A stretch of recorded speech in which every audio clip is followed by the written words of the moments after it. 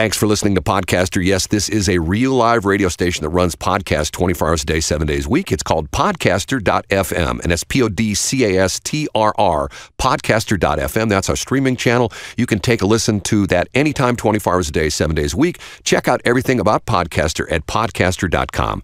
This is an excerpt from a podcast done by Steve Taylor of Breaking Green. He interviews Dr. Helen Caldicott. Now, I'll be upfront with you.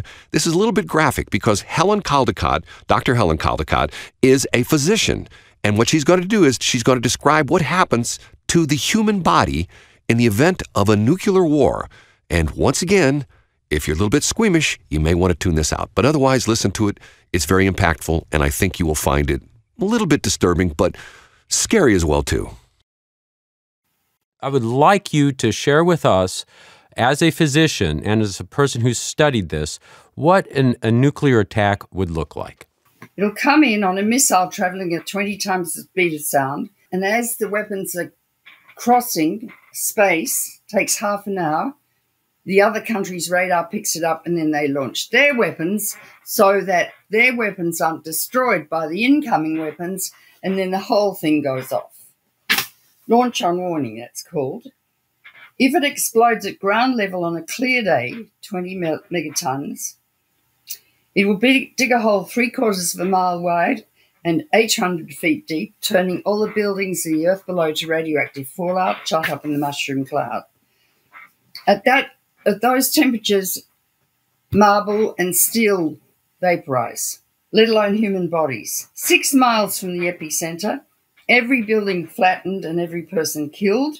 People are vaporized. In Hiroshima, there was a little boy reaching up to catch a red dragonfly on his hand against the blue of the sky.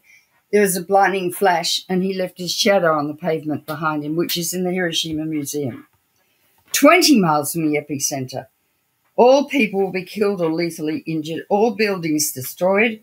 People who glance at the flash 6 miles away, their eyes will melt and run down their cheeks. John Hershey wrote a book called Hiroshima, and he said, there are about 30 men, all in exactly the same nightmarish state.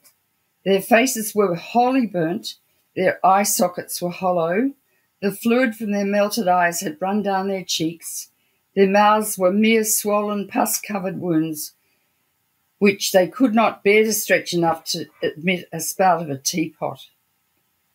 There was one woman running, holding a baby, and she and the baby had been converted to a charcoal statue. Think about you and your own people and your own town.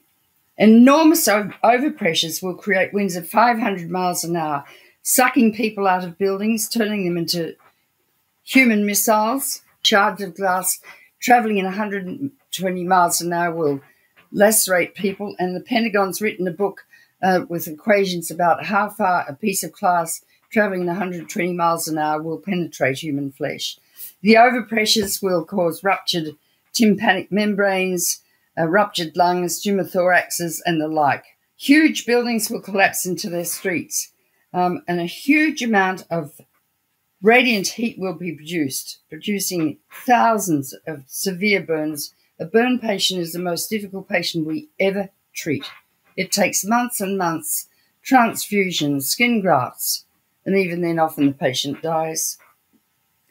26 miles from the epicenter, the heat will cause buildings to spontaneously burn. As the fires burn, they will coalesce coast to coast, north to south, and the whole of the United States will burn. And a huge cloud of black radioactive oily smoke will be lofted into the stratosphere.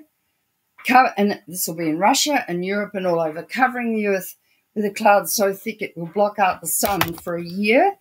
Temperature will drop below freezing, and it will be dark, and everyone will freeze to death in the dark. That's called nuclear winter. People don't know this. They don't know this. And as Jefferson said, an informed democracy will behave in a responsible fashion. People are uninformed. I mean, what are we going to do, Steve? That's Dr. Helen Caldicott, a physician who gives us a very, unfortunately, realistic view of what happens to people, you and me, during a nuclear war, and we hope that never happens. That's excerpted from a podcast done by Steve Taylor from the Breaking Green podcast. You can check that out at breakinggreen.buzzsprout.com. Once again, that's breakinggreen.buzzsprout.com. More podcasts coming up right here on Podcaster.